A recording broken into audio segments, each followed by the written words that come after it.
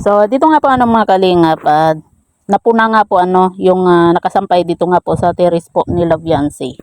At marami po yung mga nag-react nga po patungkol po dito dahil nga po sa nasira nga daw po yung ganda po ng bahay po ni Laviancy dahil nga po sa sinampay. Kumaga yan nga po iba-iba pong mga komento po yung mga nababasa po natin. Dito nga po sa mga viewers at may mga nagsasabi na dapat daw kung malinis sa katawan, malinis din sa bahay. Di wow, di ba? Yung iba po mga kalingap, kung makapag-comment, akala mo naman po ay napaka-perfect, napakalinis sa bahay, di ba? Huwag naman po natin na masyadong husgahan po yung pamilya po ni Viancy dahil lang po doon sa sinampay.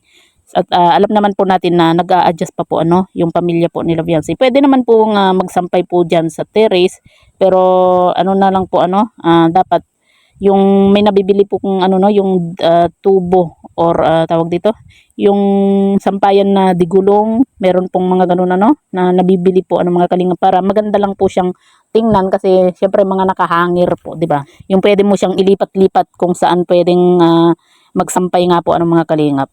At yan nga po mga kalingap, nandun na po tayo na hindi nga po maganda talaga na tingnan yung sinampay nga po dito kila Viancy kasi nga po syempre 'di ba harap po ng bahay.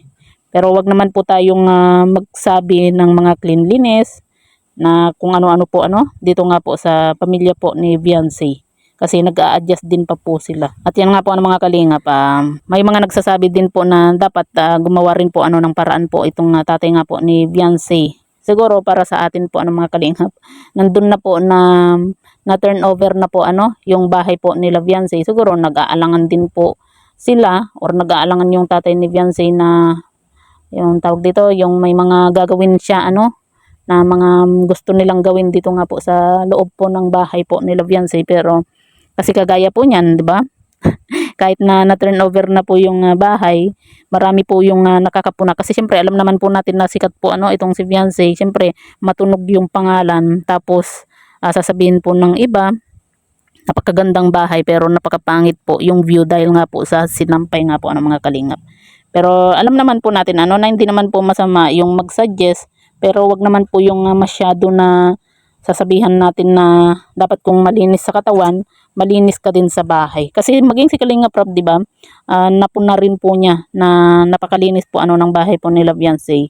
Ang kumbaga hindi lang po magandang tingnan yung ginawa po nilang sampayan nga po dito nga po sa terrace. Pero dapat po kasi mga kalingap, kasi sa laki po ng bahay po ni Viancy, dapat po talaga may ginawang laundry area po yung bahay po ni Viancy. Doon nga po sa likod ng bahay. Para doon na po sila sana nagsasampay. Pero yun nga po mga kalingap ay wala naman po kasi talagang as in plano po talaga yung bahay po ni Viancy nga po Dapat talaga sa mga ganito na bahay na malalaki, dapat may inilalagay po na laundry area. Yun lang po yung masasabi po natin na dapat may nailagay po na laundry area para kagaya po niyan napuna po itong sina Viancy nga po dahil sa pagsasampay sa terrace nga po at hindi rin naman po talaga magandang tingnan. Pero gaya nga po ng sinabi po natin, nag-a-adjust pa po yan yung pamilya po ni Viancy. At siyempre 'di ba? Sa laki ba naman ng bahay po ni Viancy, hindi mo naman po masasabi na araw-araw malilinisan mo yung buong bahay, 'di ba? Lalo na po at may maliit pa po silang anak nga po. Kumaga may maliit pa pong kapatid po itong si Viancy.